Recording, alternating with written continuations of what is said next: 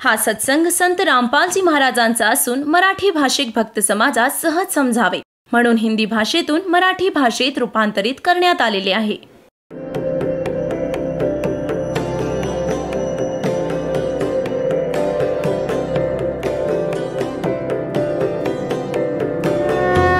और ज्ञान सब ज्ञान डी कबीर ज्ञान सो ज्ञान और जैसे घोड़ा तोब कायम करता चले मैदान. जगद्गुरु तत्वदर्शी संत रामपालजी महाराजांचे अमृत वचन सर्व पवित्र धर्मांच्या व पवित्र शास्त्रांच्या आधारावर. दोन पीठांचे पीठाधीश्वर. बघा नीट इकडे. हे ते शंकराचार्य जे वर्तमानात दोन पीठं सांभाळत आहेत, ज्योतिर्पीठ आणि द्वारकापीठ. आता इथे बघून घ्या दुसऱ्या पानावर. ज्योतिर्मय ज्योतिर्मठ हे पुस्तकाचं नाव. हे कोणाचे संरक्षक होते? अनंत श्री विभूषित ज्योतिषपीठाधीश्वर एवं द्वारका शारदा पीठाधीश्वर जगद्गुरु शंकराचार्य स्वामी श्री स्वरूपानंद सरस्वतीजी महाराज, ज्यांचंच आपण हे चित्र पाहिलं. आणि संपादक लेखक एवं संकलनकर्ता विष्णुदत्त शर्मा, अध्यक्ष आध्यात्मिक उत्थान मंडल दिल्ली. प्रेरणास्त्रोत हा श्री सुबुद्धानंद ब्रह्मचारीजी. मुद्रक हे फाईन प्रिंट अँड फॅक्स. परमार्श आणि सहयोग पंडित विपिन बिहारी दत्त रामायणी. श्री पुनीत शर्मा, श्री आशुतोष जोशी. प्रकाशक हे अखिल भारतीय आध्यात्मिक उत्थान मंडल, 1/3234, गल्ली नंबर 2, रामनगर विस्तार, मंडोली रोड, शहादरा, दिल्ली. हे त्यांचेच फॅक्स आणि फोन नंबर. अच्छा, इकडे दाखवतो तुम्हाला 2 नंबर इकडे. आता हे हे एक त्यांचंच पॅड आहे, त्याच्यावर इथे त्यांनीच लिहिलं पूज्य श्रीचा संदेश. कोणाचा? श्री स्वामी स्वरूपानंद सरस्वतीजींचा महाराज. अनंत. इकडे बघा उपमा किती मोठी दिली आहे. अनंत श्री विभूषित श्रीमद जगद्गुरु शंकराचार्य ज्योतिषपीठाधीश्वर श्री स्वामी स्वरूपानंद सरस्वतीजी महाराज, ज्योतिर्मठ बद्रिकाश्रम हिमालय संचार यात्रा स्थान. हा त्यांनीच स्वहस्ते लिहिलेला लेख आहे. आमचे शंकर अद्वैत दर्शनाच्या अनुसार हे काही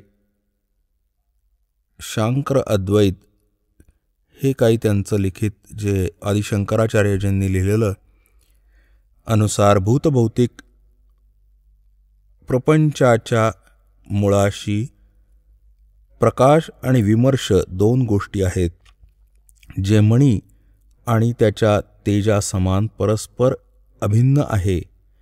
प्रकाश शिव आणि चर्चा त्याची शक्ती, जसं शिव आणि पार्वती.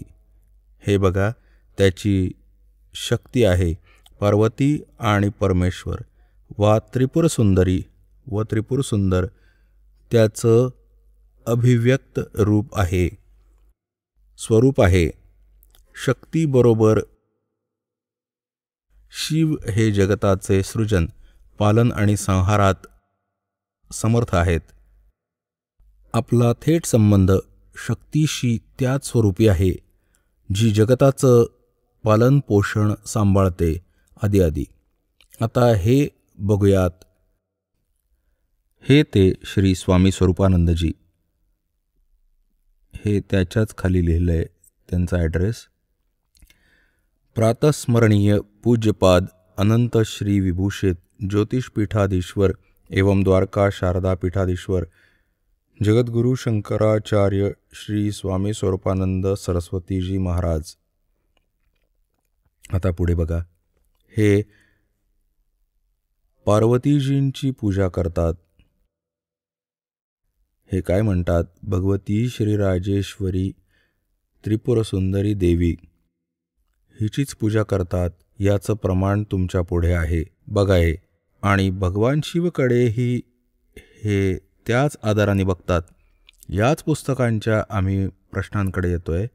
हे ज्योतिर्मय ज्योतिर्मठ याच पुस्तकात आम्ही यातलं पान नंबर 9 आम्ही वाचतो. वर्तमानात ह्या 4 पीठांचे 3 अधिकृत शंकराचार्य आहेत. ज्योतिषपीठाधीश्वर आणि द्वारका शारदा पीठाधीश्वर पूज्य स्वामी अनंत विभूषित श्री स्वरूपानंद सरस्वतीजी महाराज आणि गोवर्धन पीठाधीश्वर पूज्य स्वामी अनंत श्री विभूषित स्वामी निश्चलानंदजी सरस्वती आणि दोघांचे तर हे झालेत स्वरूपानंदजी, त्याच दोन्हीचे ज्योतिषपीठाचे आणि द्वारका शारदा पीठाचे श्री स्वरूपानंदजी आणि गोवर्धन पीठाधीश्वर पूज्य स्वामी अनंत श्री विभूषित निश्चलानंद सरस्वतीजी महाराज आणि शृंगेरी पीठाचे पूज्य श्री अनंत श्री भारततीर्थजी महाराज हे तिघेही 4 मठ सांभाळत आहेत. आता ह्याचेच आम्ही पान क्रमांक 11 वाचतो. ह्यात आदिशंकराचार्यजींचा संक्षिप्त जीवन परिचय आहे. आद्य गुरु शंकराचार्य संक्षिप्त जीवन परिचय. विश्ववंदनीय प्रातः अलौकिक साधना मेधा, अद्भुत प्रतिभा, क्रांतिकारी रचनात्मक समन्वयात्मक प्रज्ञा, असाधारण तर्क कौशल्य आदी आदी. आता आम्ही इथून वाचतो की साधारण 2500 वर्षांपूर्वी शंकराचार्यांचा जन्म डळमळत्या श्रद्धेच्या युगात केरळ प्रांतात पूर्णा नदीच्या जवळ तीरावर कालाडी गावात धर्मनिष्ठ नंबूद्री शैव ब्राह्मण श्री शिवगुरू व धर्मपरायण सुभद्राच्या घरी झाला. श्री शिवगुरू तैत्तरीय शाखी यजुर्वेदी होते. शंकराचार्यांचा जन्म भगवान शंकरांच्या आशीर्वादाने झाला म्हणून त्यांचं नाव शंकर असं होतं. गुरुपरंपरागत मठांच्या अनुसार पूज्यांचा आविर्भाव काल, त्यांचा जन्मसमय इसवी पूर्व 508 किंवा 476 वर्ष मानला जातो. एका वर्षात मातृभाषेत भावांचं प्रकटन, 2 वर्षाच्या वयात पुराण कथा कंठस्थ करणे, त्यांच्यात विलक्षण प्रज्ञेचा परिचय होता. 3 वर्षांच्या वयात त्यांचा चूडाकर्म संस्कार झाला. तत्पश्चात त्यांचे पिता स्वर्गवासी झाले 3 वर्षांचं वय असताना. 5 वर्षाच्या वयात गुरुगृही शिकायला गेले, जिथे 8 वर्षांच्या वयातच वेदांगांचं पूर्ण अध्ययन केलं. आता आम्ही अजून जास्त नाही वाचत. आता आम्ही येतोय आदरणीय आदिशंकराचार्यजींनी 4 मठ स्थापन केले व 10 प्रकारचे संन्यासी बनवले, जे त्यांच्याच द्वारे म्हणजे आदिशंकराचार्यजीद्वारे दिलेल्या ज्ञानाचा पुढे प्रचार करत असत. आणि जेव्हा बुद्ध धर्म थांबला तेव्हा त्याच ज्ञानाचा पुण्यात्मात प्रचार व्हायला प्रारंभ झाला आणि असा जबरदस्त प्रचार झाला की पूर्ण हिंदू समाजांनी हे ज्ञान आजवर जोपासलंय. आता तुम्हाला दाखवतो आदिशंकराचार्यजींनी पुष्कळ सारे ग्रंथ स्वतःच्या अनुभवाने लिहिले. त्यातला एक आहे मठान माय महाअनुशासनम. हे दाखवतो तुम्हाला. हे ते मठान माय महाअनुशासनम आद्य श्री शंकराचार्य विरचितम, आदिशंकराचार्यजींद्वारे याची रचना झाली. हे ते आदिशंकराचार्य. हे 32 वर्षांच्या वयात यांचं निधन झालं होतं. आणि हे ते 4 मठ. एक हा ज्योतिर्मठ, हे लिहिलं हा तर पूर्व हिमालय भागात आहे. आणि हे ते शारदा द्वारका पीठ.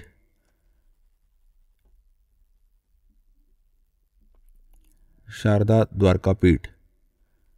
आणि हा तो शृंगेरी मठ, आणि हा तो गोवर्धन मठ पुरी, जगन्नाथपुरी असंही म्हणतात, आणि हा तो ज्योतिर्मठ बद्रिकाश्रम हिमालय. आणि हे सुद्धा दाखवलंय कालटी, ज्या ठिकाणी शंकराचार्यजींचा जन्म झाला, तिथे त्यांच्याच नावाने एक मंदिर उभारले. ग्रंथाचे प्रकाशक कोण आहेत ते बघूया. हे आहे श्रीकाशी. हे प्रथम पुष्प हे तिथं लिहिलेलं आहे. आद्य श्री शंकराचार्य विरचितम मठान्माय महाअनुशासनम. संपादक आणि भाषांतरकार हे डॉक्टर कामेश्वरनाथ मिश्र. आचार्य अध्यक्ष संस्कृत विभाग, अध्यक्ष शब्दविद्या असंकाय, केंद्रीय उच्च तिब्बती शिक्षा संस्थान, सारनाथ, वाराणसी उत्तर प्रदेश. श्रीकाशी विद्वत परिषद न्यास, केदारघाटी, वाराणसी. प्रकाशक हे तेच तुम्हाला दिसले. आणि हे इथे हे कुठून प्रिंट झालंय?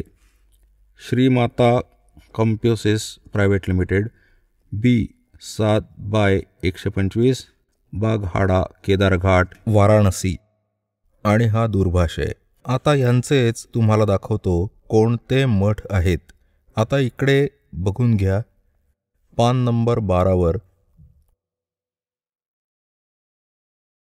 ह्यात काय म्हटलंय याचं आधीचं वर्णन दिलेलं आहे. यामध्ये यांनी निर्णय दिलाय की मठांची संख्या, अशा प्रकारे ग्रंथात मठांची संख्या 7 सांगितलेली आहे, ज्यातले 4 भारताच्या 4 दिशांमध्ये स्थापित केले गेलेले आणि त्यांचं कार्यक्षेत्रही सांगितलेलं आहे. वस्तुतः लौकिक व्यवहाराकरता हेच 4 मठ द्वारका शारदा पीठ, गोवर्धन ज्योतिषपीठ व शृंगेरी संमत होत. शेष 3 मठ वैज्ञानिक विग्रह श्लोक नंबर 39 वर्णित आहेत. त्यांची विग्रह कल्पना केवळ विज्ञानात्मक आहे, भावनात्मक आहे. अर्थात जर कोणा मुमुक्षुला, कोणा सद्गुरू आचार्यांचं शरण नसेल मिळालं, तर तो निर्देशानुसार आपले गुरु आणि पीठांचे चिंतन करून मोक्षमार्गी पोहोचतो. लौकिकी सत्ता नसण्याच्या कारणानेच सुमेरू, स्वात्मा आणि निर्मळ आमनांचे आचार्य, योगपट आणि ब्रह्मचार्यांच्या नावांच्या व्युत्पत्त्या नाहीयेत. आता इथे उपरोक्त 4 मठांची जागा आणि क्षेत्र तर भूतलावर सांगितलं आहे, आणि भारताच्या 4ही दिशांमध्ये ते आहेत. ऊर्ध्व दिशा तर वरच आहे. आकाशात, स्वर्ग अथवा अन्य लोकात हे मठ असू नाही शकत. गंधर्वनगर अथवा आकाशमहल प्रमाणे जर असेलही तर ते केवळ भावना लोकात, भूलोकात नाही. अशा प्रकारे 4 मठांचे ऋग्वेद, यजुर्वेद आदी 4 वेद सांगितलेत. अथर्ववेद आणि सामवेद म्हणाले. ऊर्ध्वांना सुमेरू पीठाकरता निर्धारित वेद सूक्ष्मवेद श्लोक नंबर 42 होत. आणि 4 वेदांच्या व्यतिरिक्त अशा नावाचा काही वेद सनातनी जगातात नाही आहे. आता यांच्याच कथनाचा अर्थ आहे की जसे 4 वेद हे आणि एक ग्रंथ आहे, हा मठाम्नाय महाअनुशासनम, याच्याच 42व्या श्लोकात सूक्ष्मवेदाचाही उल्लेख आहे. पण लेखक अनुवाद करता सांगतोय की हा तर दुसरीकडे असणार. आपल्या सनातनी जगतात फक्त 4 वेद आहेत. आता आपण पुढे जाऊया. आता ह्या 4ही मठांद्वारे पूर्ण हिंदू धर्माला ज्ञान दिलं जात आहे, आणि जे आदिशंकराचार्याजींनी स्थापन केलं त्यांच्याचद्वारे दिलेलं ज्ञान आहे.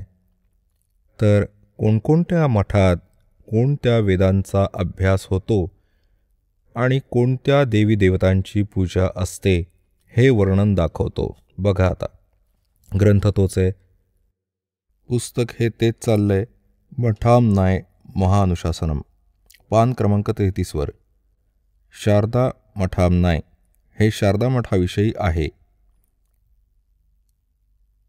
ह्यात काय म्हटलंय? आदि शंकराचार्यजींद्वारे स्थापित पहिला अमनाय पश्चिम दिशी आहे, ज्यालाच शारदा मठ म्हटलं जातं. हे तुम्हाला इथे दाखवलं. हा तो शारदा मठ. शारदा मठ द्वारकेचे, ज्यालाच शारदा मठ म्हटलं जातं. ह्याचाच कीटवार पंथही आहे. तीर्थ आणि आश्रम यांच्याच संन्यासांचे पद अर्थात योगपट होत. क्षेत्र, देवी देवता आणि प्रथमाचार्य इथे लिहिलं त्यांच्याविषयी.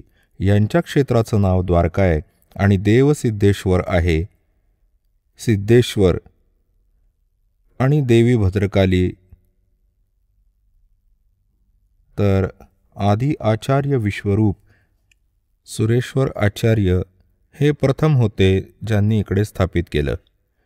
आता इकडे बघावं, हे काय आहे की निर्मल तीर्थ गोमती आहे. इथे स्वरूप नामक ब्रह्मचारी सामवेदाचा वक्ता मानला जातो. ह्यामध्ये सामवेदाचाच आभास होतो. पुढे बघू, हे तेच चाललंय ज्याविषयी चर्चा चालली आहे ही. आणि इथलं महावाक्य काय आहे? पान क्रमांक 35 वर आम्ही आलो आहोत. याच शारदा पीठाचं महावाक्य आहे. महावाक्य एवं गोत्र. या आमनयाचं महावाक्य तत्वमसी तत्वमसी आहे. याचा उल्लेख सामवेद अंतर्गत हे छांदोग्य उपनिषदाचा 6:8 श्लोक आहे. 6व्या अध्यायाचा श्लोक 8. हा छांदोग्य उपनिषदात असलेलं इथलं हे तत्वमसी. आणि इथे याचा निर्णय दिलाय की जो तत्वमसी या 3 पदात्मक महावाक्यरूपी त्रिवेणी संगमात तीर्थाच्या भावनेने स्नान करतो, म्हणजे तत्वम पदांना शोधून काढत महावाक्याच्या लक्ष्य अर्थाच्या चिंतनात तल्लीन होतो, त्याला तीर्थ नावाने जाणलं जातं. ठीक आहे. मग हे ते गोवर्धन मठामनाय. गोवर्धन ह्याच मठाबद्दल माहिती आहे. ह्यामध्ये गोवर्धन मठ मानला जातो. हा बघा दुसरा अमनाय पूर्व दिशी आहे, तोच हा गोवर्धन मठ मानला जातो. इथे बघूया,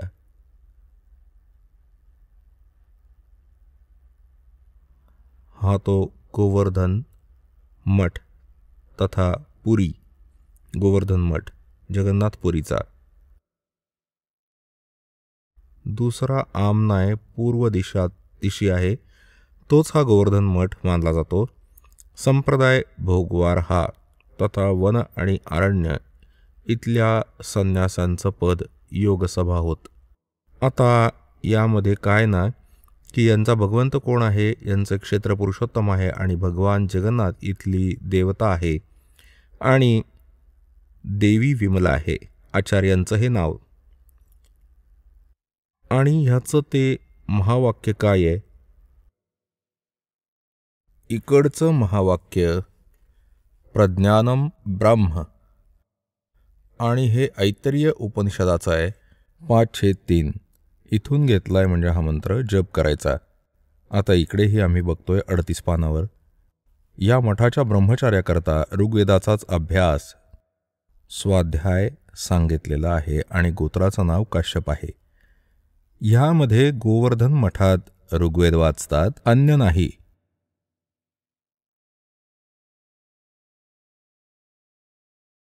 आता हे ज्योतिर्मय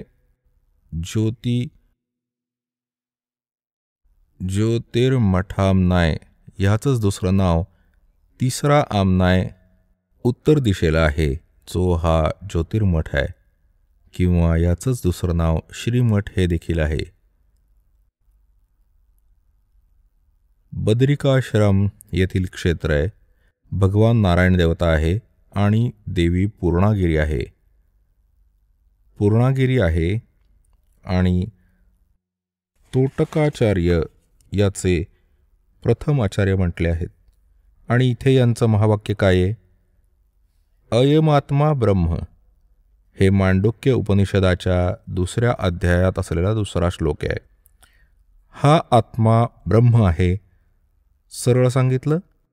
आता बघत जाऊ हा यांच्या करामात. आनंद नामक ब्रह्मचारी अथर्ववेदाचा उपदेश असतो. आता चौथा बघू हा. पान क्रमांक 44 वर. आणि शृंगेरी मठामनाय हा चौथा आहे. चौथा दक्षिण दिशेला आमनाय आहे. मठाचं नाव शृंगेरी आहे. संप्रदाय भूरिवार आहे, तर गोत्र भूर्भुवा आहे. इकडे सरस्वती आदी हे संन्यासी राहतात. रामेश्वर नावाचं क्षेत्र आहे. भगवान आदिवाराह आहे. आदिवाराह याचं दैवत आहे. आणि ह्या मठाची देवी कामाक्षी आहे. आणि ह्याचं महावाक्य काय ते? यजुर्वेद इथे शिकवला जातो. ब्रह्मचारी चैतन्य नावाचा असतो आणि तो यजुर्वेदाचा स्वाध्यायी असतो. ह्याचं ते महावाक्य अहम ब्रह्मास्मी बृहद उपनिषदाचं 3/4/10 म्हटलंय.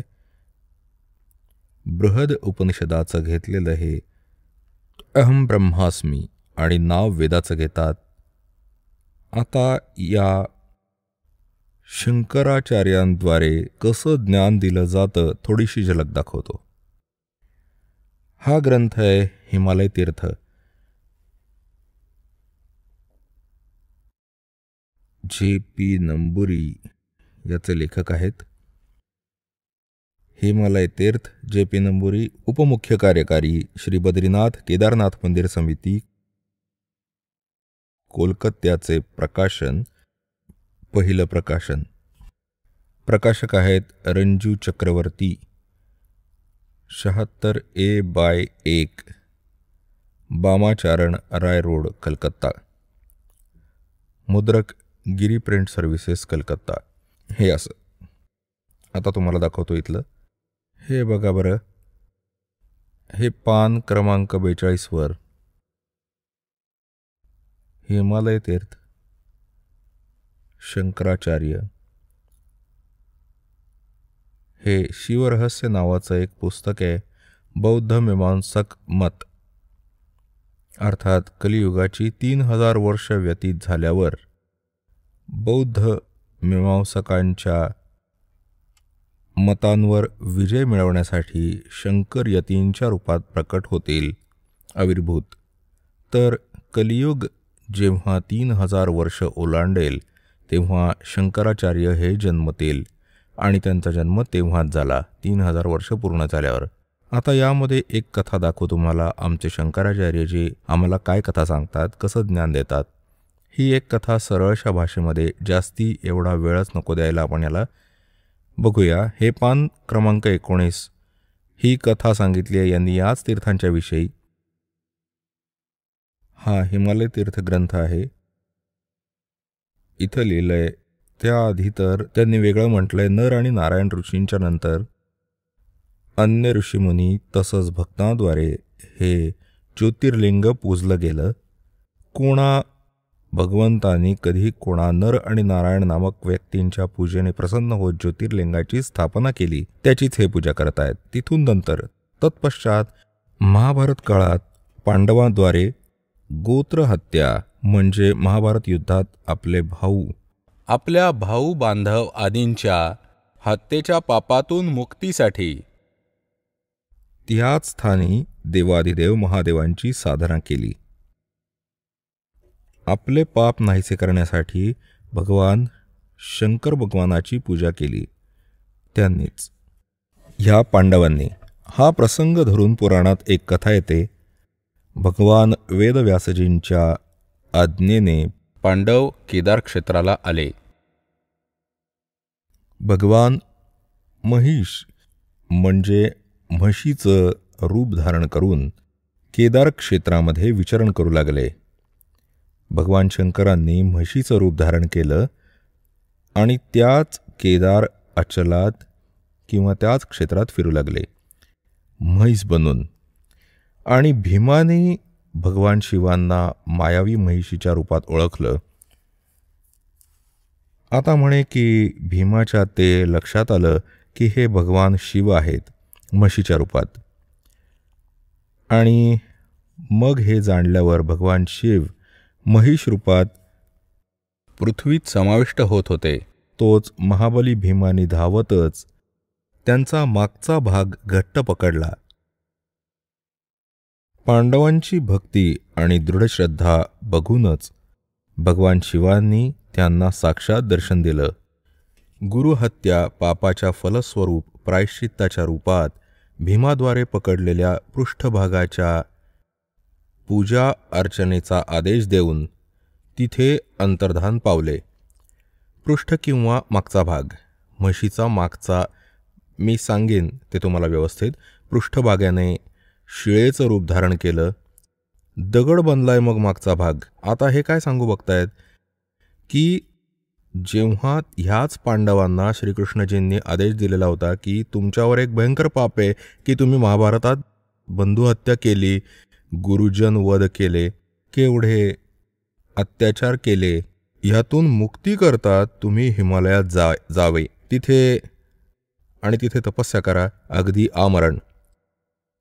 तर काय म्हणणं मांडत आहेत हे लेखक की पांडव त्या ठिकाणी आपली ती भक्ती करत होते, तपस्या करत होते, साधना करत होते. भगवान शिव आलेले त्या ठिकाणी म्हशीचं रूप धारण करून. आता तिथे भीमानी ओळखलं आणि भीम पळाला. ते भगवान शंकर समजलेले सगळं आणि याच कारणाने पृथ्वीत सामावू लागले. आणि मग केवळ पृष्ठभागच किंवा मागचा भाग शिल्लक राहिलेला पृथ्वीत जायचा. महाबली भीमानी पकडून जोरात खेचला. तो असा, मग तो एवढा बाहेर राहिला आणि तो दगडाचा झालाय. आणि म्हणतात की भगवान शिव तिथे प्रकट झाले. हा काळाचा छळ आहे सगळा. हा शिवरूपात प्रकटता झाला आणि त्यांनाच म्हणतोय की तुम्ही फक्त ह्याचीच पूजा करा, म्हशीच्या मागच्या भागाची. मलमूत्राच्या ठिकाणाची पूजा भीम करायला लागला आणि ते बनलंय तीर्थस्थान. त्या मलमूत्राच्या भागाची तर हा म्हणे की त्याची पूजा करा आणि ते तीर्थ बनलंय आपलं. काय हे बघा आणि पुढे वाचूया. हे तर समजलं असेल. भगवान वेद व्यासांच्या आज्ञेने पांडव केदार क्षेत्री आले. भगवान महिष म्हणजे म्हशीचे रूप धारण करून केदार क्षेत्रामध्ये विचरण करू लागले. भीमाने भगवान शिवांना मायावी म्हशीच्या रूपात ओळखलं. शिवाला म्हशीच्या रूपात ओळखलं होतं आणि हे जाणल्यावर भगवान शिव महिष रूपात पृथ्वीत जातच होते. तोच महाबली भीमाने धावतच त्यांचा मागचा भाग घट्ट पकडला. पांडवांची भक्ती आणि दृढश्रद्धा बघूनच भगवान शिवांनी त्यांना साक्षात दर्शन दिलं आणि मग गोत्रहत्या आणि गुरुहत्या यांच्या फलस्वरूप प्रायश्चित्ताच्या रूपात भीमाद्वारे पकडलेला पृष्ठभाग तथा मागच्या भागाला पृष्ठभागाच्या पूजा अर्चनेचा आदेश देऊन तिथे अंतर्धान पावले. पृष्ठभागाने शिळेचं रूप धारण केलं, दगड बनलाय तो मागचा भाग. तो पांडवांद्वारे पूजित झाला. हे पांडवांकडून करवलं या मलमूत्राच्या ठिकाणाचं पूजन. हे भगवान, हे होतं आमच्या शंकराचार्यजींचं ज्ञान. हे बघा, हा काळाचा खेळ असतो. पुढे मग जे म्हशीच्या रूपात भगवान शिव होते म्हणतात की ते पृथ्वीत सामावले जाऊ लागले, तर मागचा भाग हा भीमाने पकडल्याने तिथेच अडकून राहिला. आता पुढे कोणते पाय कुठे गेले, तोंड कुठं जात बाहेर आलं त्याचं, हे बघा. हे 19वं पान वाचतोय हिमालय तीर्थाचं.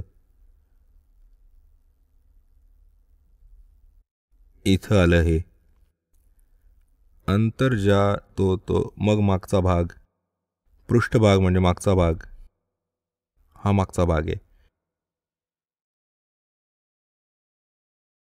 भीमाद्वारे जो पृष्ठभाग तो आहे ने शिळेचं रूप धारण केलं, तो पांडवाद्वारे पूजित झाला. पांडव त्याची पूजा करू लागले आणि मग ते शेपूट सरले. मग तेव्हापासून आजवर पूजित आहे. आजवर त्याचीच पूजा करत आहेत भक्त. महिषचा अग्रभाग नेपाळात जाऊन प्रकट झाला. जो पशुपतीनाथच्या नावाने विख्यात झाला.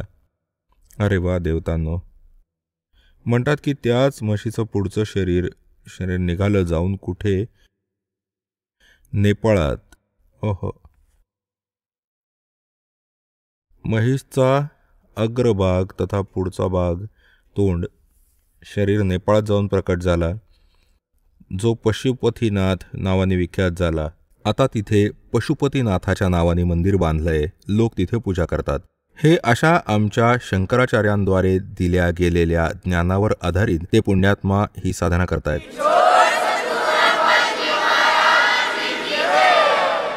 चला आता आपण त्या श्रद्धाळूंचे अनुभव जाणून घेऊयात, ज्यांनी जगद्गुरू तत्वदर्शी संत रामपालजी महाराजांकडून नामदीक्षा प्राप्त केलेली आहे, तसेच त्यांच्याद्वारे सांगितलेल्या भक्ती मार्गावर चालत आहेत. नमस्कार. सत साहेब. आपलं नाव? संजय रामचंद्र राठोड. आपण कुठून आलात? मुक्काम मठतांडा, पोस्ट शहापूर, तालुका अंबड, जिल्हा जालना, महाराष्ट्र. आपला व्यवसाय काय आहे? माझा संत रामपालजी महाराजांची दीक्षा घेण्या अगोदर शेती आणि उपदेश एका मठामध्ये करण्याचा माझा व्यवसाय होता. पण आता मी संत रामपालजी महाराजांकडून दीक्षा घेतल्यानंतर मी त्यांची सद्भक्तीच करतो आणि शेती करतो. संत रामपालजी महाराजांची नामदीक्षा आपण कधी घेतली? मी संत रामपालजी महाराजांची नामदीक्षा 14 ऑगस्ट 2012 घेतली. संत रामपालजी महाराज यांची नामदीक्षा घेण्या अगोदर आपण व आपला परिवार कोणती भक्ती साधना करत होतात? संत रामपालजी महाराजांची नामदीक्षा घेण्या अगोदर मी वयाच्या 12व्या वर्षी अचानक स्वप्नामधून मला प्रेरणा मिळाली. स्वप्नामध्ये एक सर्प मला चावण्यासाठी येतोय असं मी बघितलं आणि भिलो. तर रामाचं नाव घेतल्याने साप चावत नाही असं मला भान झालं आणि मी स्वप्नातच डोळे मिटून राम राम राम राम म्हणायला लागलो. काही क्षणानंतर मी डोळे उघडले तर तो सर्प गायब होता आणि तो गायब झाल्याचं पाहून मला खुशी झाली की रामाचं नाव घेतल्याने साप पळून गेला, चावला नाही मी आणि मला मृत्यू नाही आला. म्हणून मी खुश जाऊन स्वप्न तुटलं माझं.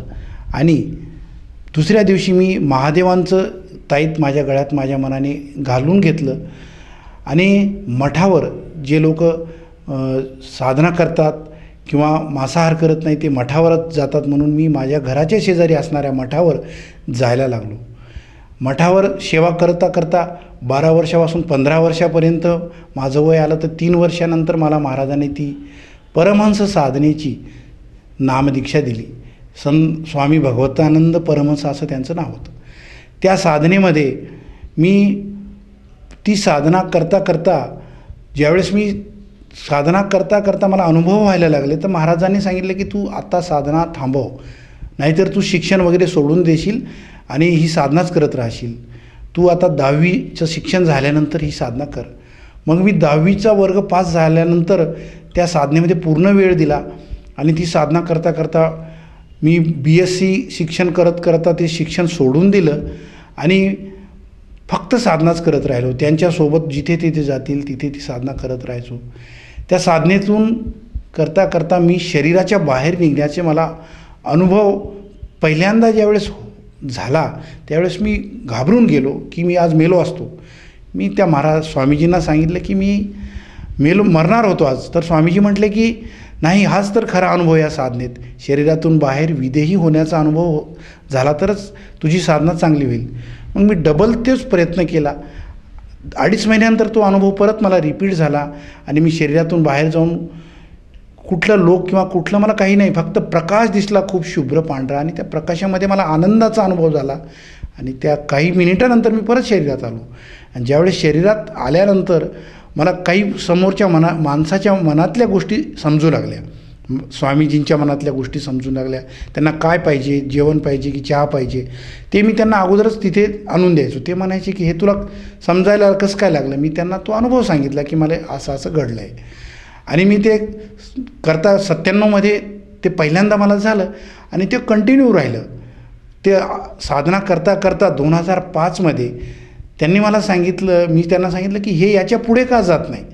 तर ते म्हटले की बाबा याच्या पुढची जी स्टेप आहे ती मला पण प्राप्त नाही आहे आणि ती मी पण शोधतो आहे, तर मग आपण शोधू. त्यांचं वय 90 वर्ष होतं. ते मला म्हणायचे तूच कुठल्या तरी महाराजांकडे जा आणि तिथून बघ, शोधत जा. त्यांनी पैसे द्यायचे आणि आम्ही अनेक महाराजांकडे हिंडायचो. असे हिंडता हिंडता एक गजानन महाराजासारखे उघडे राहणारे एक संत आहेत जालन्याच्या खाली शिंदखेड राजाकडे. तिथे आम्ही 2 वर्ष घातले. त्यांच्याकडे जायचो, त्यांना जेवण घेऊन जायचो आणि विचारायचो. त्यांची भाषा बंगाली असायची की कुठली ती कळायचीच नाही आणि त्यांनी कुठलाही मार्ग त्याच्यातून दाखवला नाही. 2 वर्षानंतर प्रत्यक्ष त्यांना विचारलं की बाबा, ते महाराज म्हटले स्वामीजी त्यांना की मैं सुरती शब्द में अटक रहा हूँ, मेरे को आगे का रस्ता बताओ. ते महाराज म्हटले आगे कुछ मालूम नाही. मग त्याच्यानंतर आम्ही त्यात सोडून दिलं तिथे जाण्याचं आणि त्यानंतर ते म्हणे की आता दुसरं कुठेतरी शोध. मग ते शोधता शोधता मी विपश्यना मेडिटेशनमध्ये गेलो. विपश्यना मेडिटेशनमध्ये आंध्र प्रदेशाला शिबिर केला. त्याच्यामध्ये जे अनुभव होतात, आनापान, धारा प्रवाह, भंगज्ञान, ते अनुभव मला तिथे पूर्ण झाले. आणि ते अनुभव ज्यावेळेस पूर्ण झाले त्या अनुभवातून मला एक दुःख पण लागलं. माझ्या टाळूमध्ये अचानक आग व्हायला सुरुवात झाली शेवटच्या दिवशी. मी त्यांना प्रश्न केला पण त्याचं उत्तर मला मिळालं नाही.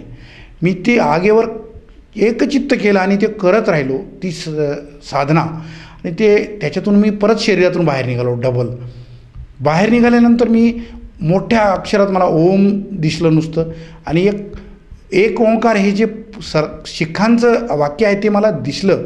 तर ते मला असं दिसलं की मी ते कधीच बघितलेलं नव्हतं. मी म्हटलं हे काय आहे, मी प्रश्नात पडलो. आणि त्याच्यानंतर मला आकाशात परत वर गेलो तर मला एक सुंदर स्त्री दिसली आणि ती खूप सुंदर स्त्री आणि डान्स करते असं मला दिसलं आणि मी ते आनंदित झालो तिचा डान्स बघून आणि परत खाली आलो शरीरात. त्याच्यानंतर आम्ही तिथून ते शिबिर संपलं आणि आम्ही घरी आलो.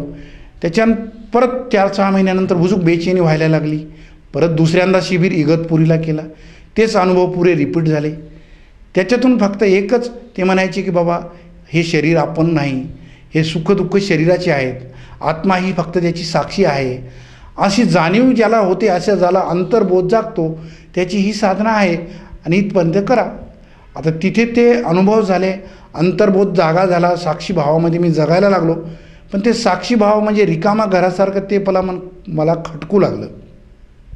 ज्यावेळेस मला ते खटकू लागलं तर परत मी शोधामध्ये ओशो रजनीश यांच्या शिबिरांमध्ये गेलो. परभणीमध्ये ते शिबिर केलं. त्याच्यानंतर ते मध्य प्रदेशात भोपाळमध्ये ते शिबिर केले आणि त्यांची साहित्य खरेदी केली. ते साहित्य खरेदी केलं, त्याच्यामध्ये अनेक 20-25 हजाराच्या साहित्यात एक पुस्तक आम्हाला मिळालं, कहे कबीर मैं पूरा पाया. ज्यावेळेस त्या पुस्तकाची प्रस्तावना मी वाचली की त्या पुस्तकाच्या प्रस्तावनेमध्येच असं होतं की कबीर एक अद्भुत हुए, दुनिया में उनके बराबर दूसरा कोई नहीं हुआ. मग त्यावेळेस विचार मनात पडला की हे जे सांगतायत की कबीरांसारखे दुसरे कोणीच नाही झाले, तर आपण स्पेशल जे कबीरावरच सगळं काही सांगतात त्यांना शोधू. मग आम्ही तिथून ते सोडून दिलं आणि परत कबीरांवर कोण स्पेशल देतं आहे याच्या शोधात लागलो. मग त्या शोधामध्ये त्या भोपाळच्याच त्याच एरियामध्ये एक साधूकडे मी पोहोचलो अचानक. त्याने मला इन्व्हाइट केलं आणि ज्यावेळेस त्याच्या आश्रमावर मी गेलो तिथे त्याने त्याचा एक गुरुबंधू होता, तो कबीर बड गुजरातमध्ये राहत होता आणि तो तिथून ओशोचे परत मेमरी कार्ड घेऊन आला आणि त्याने ते अचानक लावलं. मी त्याला विचारलं की हे कुठून आणलंस तू? ते म्हणे मी गुजरातला ओशोची साधना करतो. मी त्याला सांगितलं अरे ओशो पण म्हणतात की कहे कबीर मैं पूरा पाया, फक्त कबीरांनाच पूर्ण माहिती आहे किंवा त्यांनाच पूर्ण मिळालं आहे, एवढं मला समजलं आहे म्हटलं, आणि आपण तेच करू, ओशो पण अपूर्ण आहे असं मी त्याला बोलल्यानंतर तो साधू माझा शिष्य झाला. तो म्हटलं माझा मीच शोधतो आहे, तू मला माझ्या मागे लागू नको, मला शिष्य नको आहे. ह्या स्वामीजींचेच 50-60 हजार शिष्य जे आहेत ते 2010मध्ये ते समाधीस्थ होऊन त्यांची गादी मला देऊन गेले की ही गादी तू सांभाळ. आणि ते 60,000 शिष्य आहेत पण कोणतीही साधना करत नाही, त्याच्यामुळे मला शिष्य करायचंच नाही आहे. पण हा व्यक्ती माझ्या मागेच लागला आणि त्याने मला म्हणजे जे काही तुमच्याकडे ते मला सांगा. मग मी त्याला सांगितलं की बाबा ठीक आहे, एवढं कर, याच्या पुढे आपण शोधत राहू. ती साधना त्याने केली माझ्या घरामध्ये. महाराष्ट्रात तो आला आणि ज्यावेळेस घरात एका रूममध्ये आम्ही साधना करत होतो त्यावेळेस त्याला पण त्या साधनेचे समाधीचे अनुभव होऊ लागले.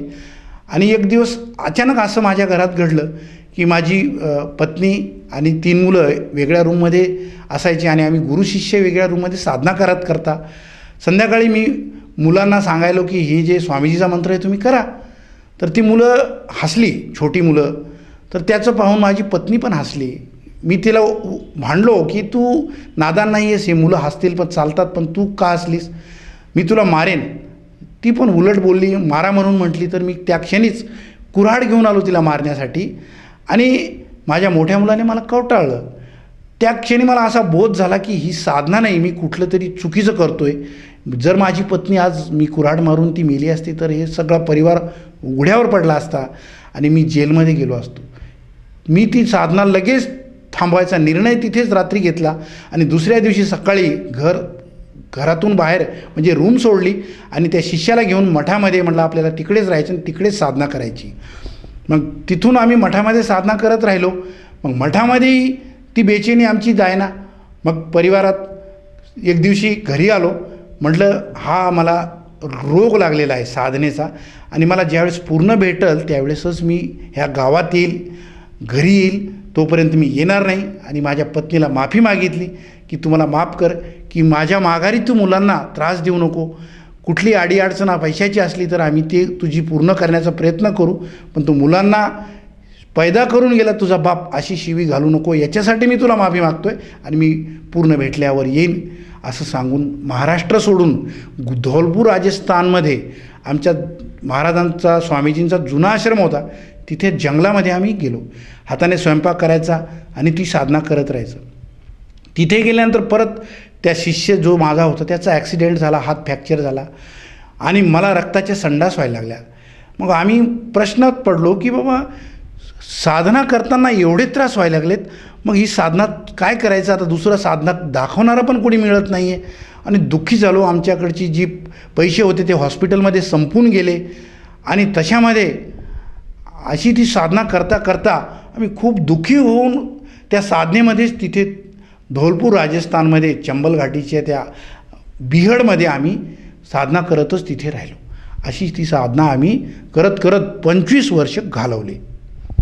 सर, जसं की तुम्ही सांगत आहात की तुम्ही पूर्वीपासूनच साधनेमध्ये व्यस्त होतात, तुम्ही परमेश्वराच्या शोधात होतात, त्यासाठी तुम्ही मठामध्ये साधक बनले, गुरुदीक्षा घेतली, त्यानंतर तुम्ही मठाधीश झाले, एक गुरुपदावर पोचले, तुम्ही विपश्यना केली, तुम्ही ओशोशी जुडले, या सगळे साधना केल्यात.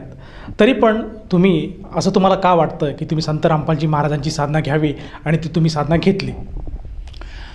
ज्यावेळेस फक्त कबीरावर सांगणारं कोण हे आम्ही शोध करता करता पोहोचलो राजस्थानच्या आश्रमावर आमच्या जुन्या. त्यावेळेस एक आसाराम बापूचे शिष्य होते आणि मधु परमहंसाची ती पुस्तकं वाचत होते आणि मीच त्यांना ती दिली होती की मधु परमहंस हे कबीरावर बोलतात. मग मधु परमहंसाचं कार्यक्रम असेल असं वाटून त्या व्यक्तीने ते सत्संग लाईव्ह 3.5 घंटे 2012मध्ये यायचा तो बघितला आणि पूर्ण सत्संग बघितल्यावर त्याला जाणवलं की संत रामपालजी महाराज जे बोलत आहेत हे ज्ञान म्हणजे नंबर 1 आहे. आणि दुसऱ्या दिवशी त्या व्यक्तीने सुभाष जोशीने आम्हाला फोन केला की बाबा संत रामपालजी महाराजांचं ज्ञान आणि जे स्वामीजी होते त्यांचं ज्ञान याच्यामध्ये लाल पैशाचं फरक नाही मला वाटत आणि तुम्ही तिथे जा असं त्याने सांगितल्यानंतर आम्हाला वाटलं की आता आपण इथे गेलेच पाहिजे. आणि मी त्या शिष्याला सांगितलं की असा फोन आला आहे आपल्याला आणि आम्ही तिथे मग संत रामपालजी महाराजांकडे जाण्यासाठी बेचैन झालो आणि बेचैन होऊन मग 8 दिवसानंतर 8 दिवसानंतर आम्ही संत रामपालजी महाराज यांच्या बरवाला आश्रमामध्ये पोहोचलो. आणि ती गरज अशी तिथे पोहोचलो याच्यासाठी की बाबा परमात्मा पाहिजे आपल्याला, आणि ते फक्त कबीरच आहेत हे ओशोने पण सांगितलं की त्यांच्याकडेच पूर्ण आहे. म्हणून आम्हाला गरज भासली की हेच कबीरावर पूर्ण बोलणारे आहेत, आणि म्हणून आम्ही संत रामपालजी महाराजांच्या शरणमध्ये पोहोचलो. सर, जसं तुम्ही सांगत आहात की संत रामपालजी महाराज हे एकमेव संत आहेत जे कबीर साहेबांवर बोलतात आणि कबीर साहेबांनी जी भक्ती साधना दिली ती भक्ती साधना देतात. तर तुम्ही ती भक्ती साधना स्वीकारली का? हो, 14 ऑगस्ट 2012मध्ये संत रामपालजी महाराज यांच्याकडून नामदीक्षा घेतली, आणि ती नामदीक्षा घेतल्यानंतर ती भक्ती साधना सुरू करण्या अगोदर जे मनामध्ये प्रश्न होता तो विचारला संत रामपालजी महाराजांना आम्ही की बाबा आम्हाला शीघ्रतेने सतलोकाला जायचं आहे. तर त्यांनी सांगितलं, आशीर्वाद दिला आणि म्हटले बेटा आप भक्ती करो सतलोक जाओगे. आणि आम्ही बस त्यांच्या आदेशानुसार ती भक्ती करीत राहिलो, आणि भक्ती तिथेच त्या भक्तीचे अनुभव आम्हाला उमटायला लागले, आणि ती अंतःकरणातून स्वीकारल्यामुळे ते असं वाटलं की याच्यामध्ये कुठलीच उणीव नाही आहे, आणि हे पूर्ण ज्ञान आहे, हे पूर्ण परमात्म्याचं ज्ञान आहे, आणि हे पूर्ण गुरु आहेत, अशी अंतःकरणातून आत्म्याने ग्वाही द्यायला सुरुवात केली, आणि अशा प्रकारे आम्ही त्यांची साधना स्वीकारली. सर, तुम्ही बरेच साधू संतांचे नामदीक्षा किंवा अनुग्रह घेतला होता, आणि तुम्ही नंतर संत रामपालजी महाराजांची दीक्षा घेतली. त्या इतर साधनेमध्ये आणि संत रामपालजी महाराजांनी दीक्षा दिली त्याच्यामध्ये काय फरक आहे? संत रामपालजी महाराजांनी जी साधना पद्धती दिली ती शास्त्रानुसार आहे, आणि अगोदर जे आम्ही करायचो ते हठयोग आणि काही मनमाना आचरण होतं. कुणी मनमाना आचरण अनुभव सांगितला त्याच्यानुसारच आम्ही ते करत राहायचो, आणि ते आम्हाला आलं ते आम्ही सत्य मानत राहायचो. पण संत रामपालजी महाराजांनी जी शास्त्राने प्रमाणित करून आणि सरळ जी भक्ती पद्धती, सत्य भक्ती पद्धती सांगितली, त्या भक्तीनुसार जे व्यक्ती ज्याची कर्तव्य कर्म करता करता भक्ती करून आपल्या परिवारात राहून मोक्षाला जाऊ शकतो, ही सोपी आणि सरळ भक्ती पद्धती त्यांनी सांगितली. आणि इतर जे संत महंत किंवा जे ऋषी महर्षी सांगायचे ती साधना पद्धती हठयोगामध्ये अनेक शरीराचे त्रास परत उद्भवून जायचे, जसे मला झाले. अनेक मागच्या साधनेमध्ये करून करून मला शरीरात कब्ज झाला, बसता येत नाही, मूळ व्याध झाल्या, आणि परत बेचैनी तर मनात कायमच राहायची, स्थिरता मनामध्ये राहायची नाही, क्रोध हा आला तर अनकंट्रोल व्हायचा. अशा प्रकारचे ते साधनेने दुःखच व्हायचं, जाणवायचं. आणि संत रामपालजी महाराजांची जी साधना आहे ती एवढी सोपी आणि सरळ आहे की ती साधना केल्यानंतर माणसाचे विकार हे ॲटोमॅटिक सुटतात. परमात्मा कबीरांचा ते असा असं ती शक्ती आहे की ती साधना करताना त्याचे विकार सुटतात. कुठल्याही दुर्गंधी किंवा जे चुकीचे आहे विकार त्याचं मन तिकडे धावतच नाही, आणि ते साधना त्याच्यामध्ये त्याला आवड निर्माण होते. संत रामपालजी महाराजांची साधना एवढी सोपी आहे की ते कुठल्याही व्यक्तीला, म्हणजे असं नाही की त्याला भगवे वस्त्र धारण करावे लागतात, घर सोडूनच जावं लागतं, किंवा 10 दिवस एकांत जसे हे ओशोचं शिबिर, विपश्यना शिबिर, असे हे ओशो शिबिरामध्ये तर खूप खर्च करावा लागतो. पर डे 1,000 रुपये, 2,000 रुपये एका दिवसाचा खर्च तिथे लागतो. आणि इकडे कुठलाही खर्च न करता फक्त भावाने एकदम अंतःकरणातून भक्ती करावी लागते, आणि त्या भक्तीचा रिझल्ट एवढा लवकर येतो की तुम्ही त्या परमात्म्याचं नाम पुकारताच ते कृपा करायला लागतात लगेच. फक्त अंतःकरणातून तुम्ही त्याला जॉईन झाले, अंतःकरण तुमचं समर्पित झालं की ते परमात्मा तुमच्यावर कृपाचा वर्षाव करू लागतात. याच्यापेक्षा सोपं आणखी कुठलंच आम्हाला मागच्या 25 वर्षाच्या साधनेत अनुभवलं नाही. मागच्या साधनेमध्ये आम्ही दुःखच आम्हाला अनुभवलं, आणि लोकांसोबत वादविवाद करून लढाई झगड्यापर्यंत जाण्याचे प्रसंग आमच्यासोबत आले. पण संत रामपालजी महाराजांच्या साधनेमध्ये साधना तर करायची, पण त्यांचं एवढं निर्मळ ज्ञान आहे की ते सहज सोप्या भाषेत समोरच्याला सांगता येतं, आणि ते समोरच्याला समजतंसुद्धा.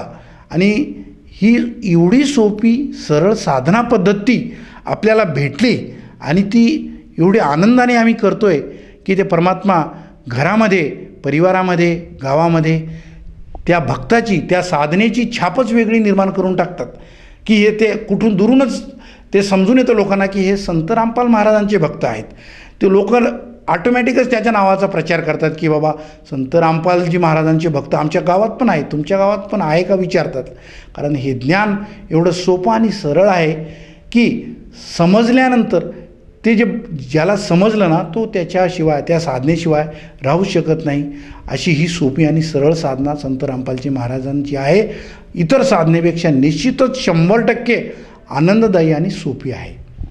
सर, जसं की तुम्ही सांगत आहात की संत रामपालजी महाराजांची साधना ही सरळ आणि सोपी आहे आणि याच्यातून बरेचसे लाभ मिळतात आणि आनंद प्राप्त होतो, तर आपल्याला काय अनुभूती आली? ज्यावेळेस संत रामपालजी महाराजांची साधना मी करत होतो त्याच्या अगोदर मला झोपेचा त्रास होता. तो मी अगोदर बोलून दाखवला आहे. तर तो त्रास माझा संपला. ती जी झोप माझी होती ती पूर्ण व्हायला लागली, शरीराला पूर्ण विश्रांती मिळू लागली. त्याच्यानंतर जो माझा कब्जेचा त्रास होता, ज्या त्रासामध्ये मी खर्च केला, वेळ घालवला, ते पण बरं झालं नव्हतं. अनेक वर्षापासून ते मी भोगत होतो, तो पण बरा झाला. त्याच्यानंतर जी माझ्या मनाला बेचैनी राहायची कायम, समाधी लागली तरी पण बेचैनी, नाही लागली तरी पण बेचैनी, तर ती बेचैनी माझी संपली आणि मी स्थिर झालो, शांत झालो. समाधान मला मिळालं की मी जे शोध करत होतो लहानपणापासून ते आज मला मिळालं आहे. आणि मी ती एवढ्या समाधानीने, एवढ्या आनंदाने मला ती म्हणजे त्याची अनुभूती होते.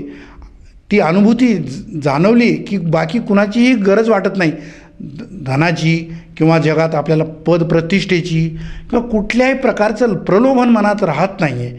ह्या साधनेने मन एवढं शांत आणि सहज सरळ सोपं राहतं. कुठल्याही प्रकारचे विकार करण्याची त्याची इच्छाही होत नाही आहे. अशा प्रकारे संत रामपालजी महाराजांच्या साधनेने ते आनंद आणि आर्थिक बाजू ज्यावेळेस अशी आहे की परमात्मा, ज्यावेळेस मी प्रथम त्यांच्या आश्रमाला गेलो त्यावेळेस माझ्याकडे जायला तिकिटालासुद्धा पैसे नव्हते. आणि 8 दिवसानंतर त्यांनाच आम्ही प्रार्थना केली की बाबा आम्ही प्रयत्न काही करू शकत नाही, परमात्मा कोण आहे आम्हाला माहीत नाही, आम्ही शोधतोय, पण तुम्हीच कृपा करा जेणेकरून आम्ही तुमच्यापर्यंत येऊ. त्या दिवसापासून परमात्म्याच्या रजेने तिकिटाला पैसे देण्यापासून त्यांची जी कृपा वर्षा सुरू झाली ती आजपर्यंत आहे. ज्यावेळेस गरज पडते पैशाची त्याच्या काही घंट्यापूर्वी किंवा काही आदल्या दिवशी काही मिनटापूर्वी ते तशी बुद्धी देतात. ऑटोमॅटिक कुठली तरी प्रेरणा होते आणि तो सोल्युशन निघून, मार्ग निघून त्या कामामध्ये कुठलीच अडचण येत नाही आणि ते काम ते पूर्ण करून घेतात. हे मला अनेक वेळा नाही, शेकडो वेळा त्याचा अनुभव झाला आहे. आर्थिक स्थितीमध्ये परमात्म्याला माझ्या मनाला वाटतं की ही माया ही खूप, परमात्मा सांगतात की माया ही विषयाला सर्प आहे. मग मी परमात्म्याला म्हणतो मला माया जेवढी गरजेची आहे तुम्ही ती देणार म्हणता ना, मग तेवढीच द्या, बाकीची माया मला नको, जी मला झंझटामध्ये पाडल, माझ्या भक्तीचं नुकसान होईल, तसं मला करायचंच नाही आहे. तुमच्या रजेला येईल, तुमची कृपा जेवढी पाहिजे तुम्हाला योग्य वाटेल तेवढीच माझ्यावर कृपा करा आणि आनंदाने मला माझी भक्ती करून सतलोकाला घेऊन चला, अशी मी त्यांना प्रार्थना करत राहतो आणि त्याच्यातून मला आनंद नेहमी येत राहतो, जो कुठेही पैसे दिल्याने भेटत नाही. लोक आनंदाच्या शोधात वेगवेगळ्या मेडिटेशन, ओशो मेडिटेशनमध्ये जगामध्ये एक लाईक ॲज एन्जॉय असं ते मानतात, पण ते तिथे सगळे अमीर येतात, करोडपती अरबपती लोक येतात, ते आम्हाला भेटले तिथे आणि ते म्हणतात की ह्या मेडिटेशनवर आनंद भेटेल म्हणून आम्ही आलो आहे. पण तिथे पण तो भेटला नाही, त्यांना पण भेटत नाही आहे. त्यांच्यासोबतसुद्धा माझी त्यावेळेस चर्चा झाली. आत्ता पण माझे त्या काळातले सहकारी होते, त्यांना मी सांगायचो की अरे तुम्ही इकडे येऊन जा, असं मी सांगतो की इथे एकदम सरळ साधं सोपं आहे. आणि ते स्टेटसला घेऊन बसले आहेत, ते म्हणते वहाँ रहने को कमरा मिलता क्या, AC मिलती क्या. अहो इथे एकदम सगळ्यांना सारखा अधिकार आहे. तुम्ही स्टेटसला घेऊन नका, तुम्ही एक भक्ताप्रमाणे जर तुम्हाला परमात्मा पाहिजे आहे, परमात्म्याशिवाय जगामध्ये आनंद देणारा दुसरा कुठलाही व्यक्ती पण नाही आणि वस्तू पण नाही आहे, तर सर्व सुखाचे आनंद परमात्मा आणि गुरु गोविंद दोनों खडे किसके लागू पाय, बलिहारी गुरु आपणे जिन गोविंद दियो बताय, असे जे परमात्मा स्वरूप सद्गुरू रामपालजी महाराज जी आहेत, हे परमात्माच आज ज्ञान सांगायले आहेत आणि त्यांच्या शरणमध्ये येऊन तुम्ही ते ज्ञान ग्रहण करा आणि आनंदाचा उपभोग घ्या. ह्या जीवनामध्ये आनंद घ्या आणि मेल्यानंतर तुम्ही सतलोकाला जाणार. जसं 2 दिवस तुम्ही गावातून बाहेर गेले तर तुम्ही प्रश्न पडतो की आपण मुक्कामाला कुठे थांबायचं, तर ज्यावेळेस तुम्हाला मृत्यू झाल्यानंतर तुम्हाला कोण नेईल, कुठे तुम्ही जाणार, याचा तुम्ही कधी प्रश्न पडला आहे का तुम्हाला? आणि भक्ती म्हणजेच हा प्रश्न आहे की तुम्ही मृत्यूनंतर तुमची दुर्गती झाली नाही पाहिजे. संत रामपालजी महाराजांच्या भक्तीमध्ये गेल्यानंतर मला सुख समाधान मिळालं आणि या सुख समाधानामध्ये मी माझ्या परिवारात पूर्ण परमात्म्याची भक्ती करतो, शेती करतो आणि परिवारात आई आणि जे वृद्ध आहेत त्यांची सेवेचा लाभ घ्यावा याच्यासाठी त्यांचं पुण्य प्राप्त होतं, म्हणून मी त्यांची सेवा अजून कशी करायची याचं ज्ञान परमात्म्याच्या दयेने मिळालं आणि ते लाभ मला हे मिळालेले आहेत संत रामपालजी महाराजांच्या भक्तीमुळे आणि त्यांच्या कृपेने. सर, जसं की तुम्ही सांगत आहात की संत रामपालजी महाराजांच्या नामदानामुळे आणि भक्तीपोटी आपल्याला बरेचसे लाभ प्राप्त झाले, तर या अनुषंगाने आपण इतर भक्त समाजाला काय संदेश द्याल? इतर भक्त समाजांना मी एक प्रार्थना करू इच्छितो. संदेश देणारे तर परमात्मा संत रामपालजी महाराजच आहेत. माझी सगळ्या वेगवेगळ्या साधनाच्या क्षेत्रातल्या सगळ्या भक्तांना माझी एक विनंती आहे की संत रामपालजी महाराजांचं ज्ञान आज जगामध्ये वेगवेगळ्या सगळ्या जे इलेक्ट्रॉनिक मीडिया आहे त्याच्यावर आहे, यूट्यूब, टी व्ही. तर याच्यातून तुम्ही संत रामपालजी महाराजांचं पुस्तक मागवून किंवा तुमच्याकडे असेल तर ते नक्कीच वाचा. ते ज्ञान जे आहे अद्भुत आहे, ते ज्ञान मोक्षप्राप्तीचं आहे आणि त्या ज्ञानाला प्राप्त केल्यानंतर जन्ममृत्यूचा हा जो फेरा आहे 84चा, याच्यातून तुम्ही निश्चितच बाहेर पडताल.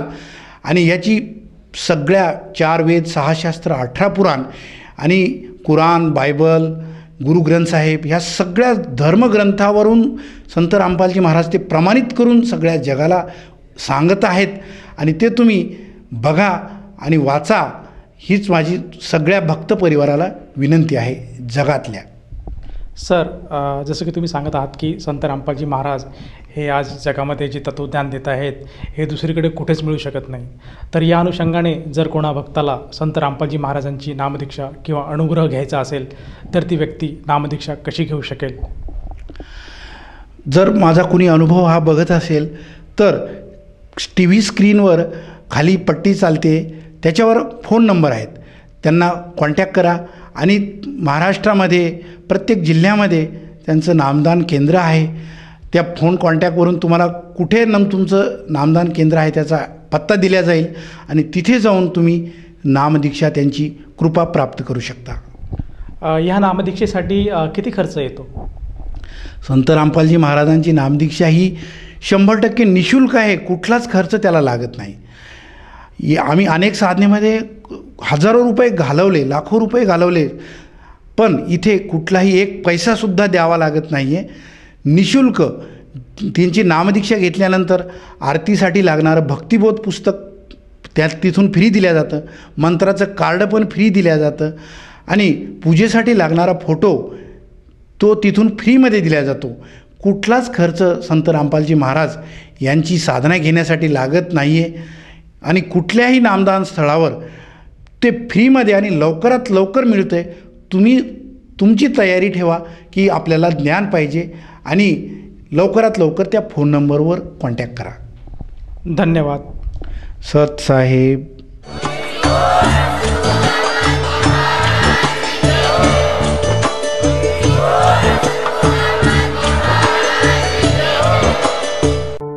आपण ऐकत होता जगद्गुरु तत्वदर्शी संत रामपालजी महाराजांचे मंगल प्रवचन.